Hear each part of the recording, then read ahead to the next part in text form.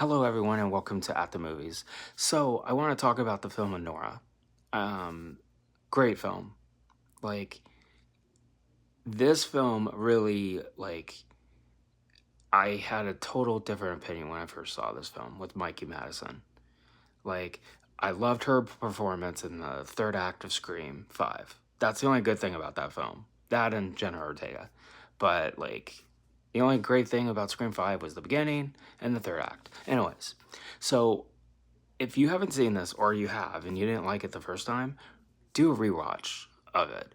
Because when I first saw it, I was like, it's not bad. And then I rewatched it a second time and I was like, this movie's amazing. And this really changed my mind of her as an actress. You know, that last 5 minute scene where she breaks down, it just made everything it just made total sense. You know, just how she was as a very strong character and very guarded and, you know, total New Yorker vibe, even though she's from LA.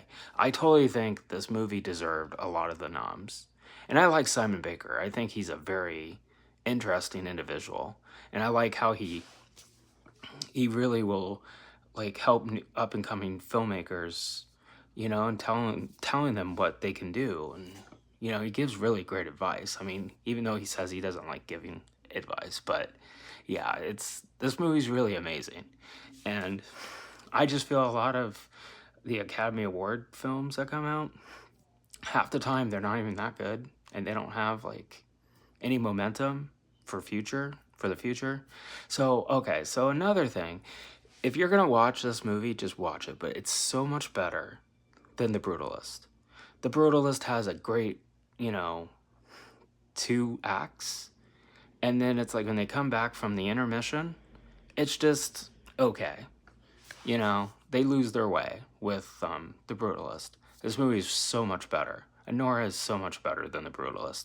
It has so much rewatchability to it, and I just liked how they take you have a Cinderella story and then you turn it into this is what's going to happen whenever that the family gets involved and how they change their mind and they just look at that person that is below them as trash, as mediocre.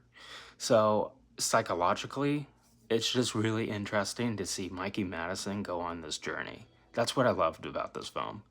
And so just give it a shot. If you've watched it once, try to watch it a second time, and maybe it might change your mind. Thank you. Thank you for watching.